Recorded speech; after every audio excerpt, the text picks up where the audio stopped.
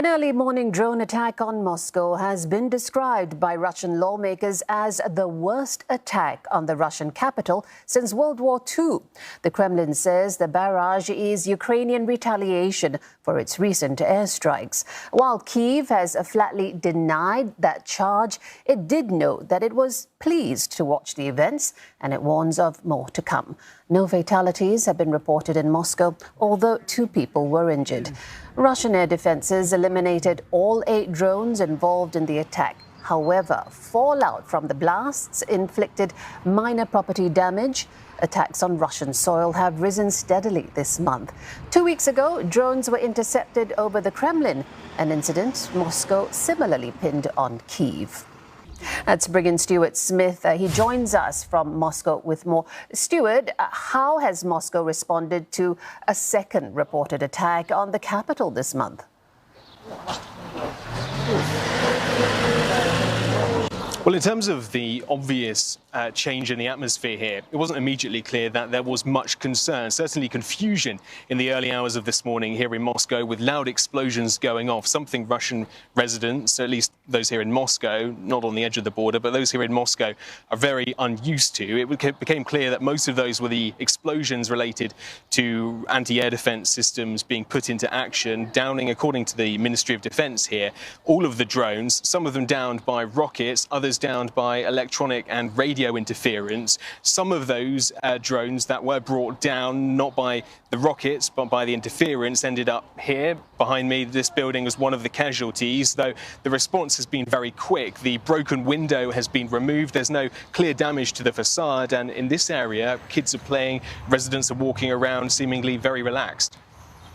What could you tell us about the drone targets, as you mentioned, residential buildings, some outside the capital, and if Moscow will view this as an escalation of some sort in the war?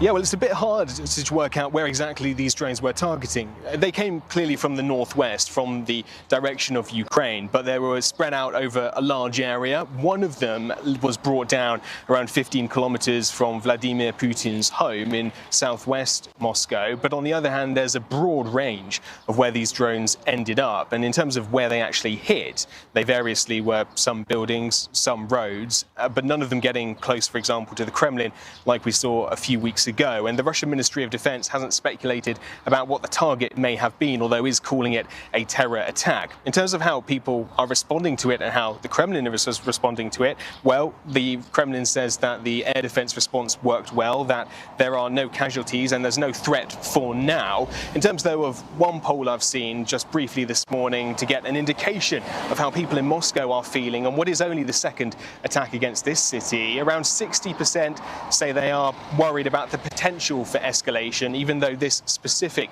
drone attack didn't cause any casualties in terms of deaths. All right, Stuart, thank you so much for the update. Stuart Smith reporting live from Moscow. Now, let's go to Ukraine now, where the capital, Kyiv, has been struck for a 3rd straight day by Russian drones. At least 1 person was killed and 4 others injured in the pre-dawn attack.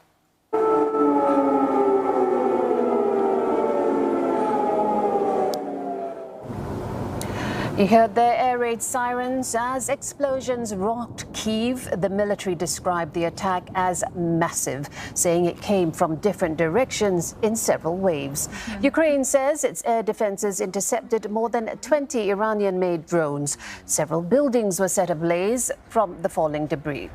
Kyiv's mayor said more than 20 people have been evacuated. Думаю, що це стрес, злість, звичайно. Я думаю, що як всі там, коли летить страх. Зараз пройшов, якби всі вижили, там, ти щасливий, що ти живий. Думаєш, що буде далі. Якось так.